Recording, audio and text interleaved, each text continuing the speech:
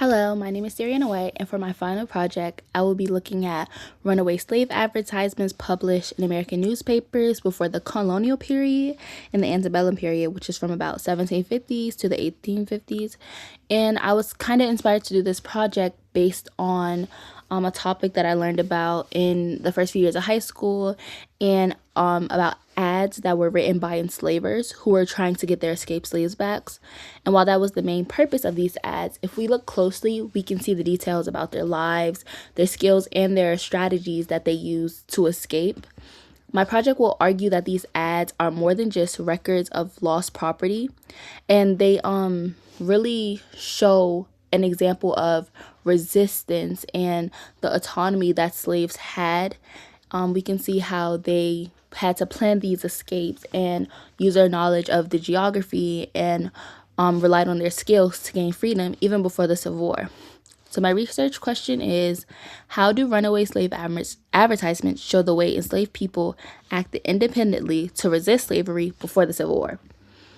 My first academic source is Matthew Clavin's Runaway Slave Advertisements in Antebellum, Florida, a retrospective. So this journal article examines how it examines Florida newspapers and explain how these ads show the enslavers' attempts to recapture the slaves that ran away, but also shows slaves' ongoing desire for freedom. I feel like when we speak about history, we think that slaves really tried to fight for their freedom during the Civil War, but it was actually happening before that, and this highlights the ways enslaved people resisted, which is central to my project.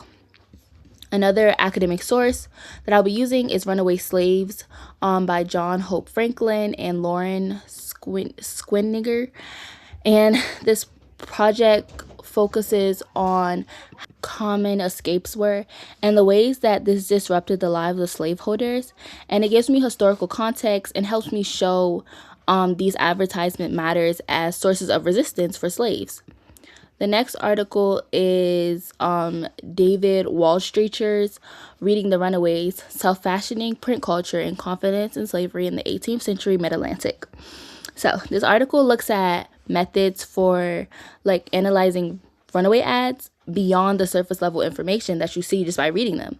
Because as you read them, you can see how enslaved people kind of resist it in subtle ways. So one way I was looking at these ads is, if other slaves hear about this may give them ideas on how they can escape also.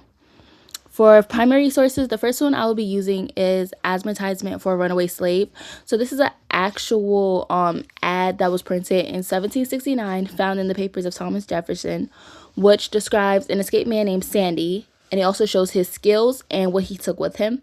This really shows what enslavers considered important to actually put in the ads, but it also gave hints about Sandy's knowledge and abilities, which could possibly help other people find Sandy so that he can be returned.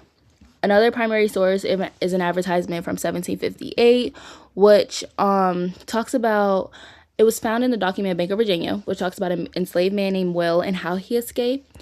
And so it gives details about different destinations, the things he took with him, including his sister, and also gives insight on the logic and planning that was involved in this. And it also talks about rewards, like a reward money for how much you get, which definitely could be a way to get people to actually look for escaped slaves. Together, these sources will allow me to analyze runaway slave advertisements as documents of resistance during this time. And they show that enslaved people are not just passive victims, but they were actually making strategic decisions long before the Civil War. And my project aims to show this agency and show how even these ordinary advertisements during this time actually show really good examples of courage and resistance during this time. And I really hope that you enjoy the project that I have for this topic.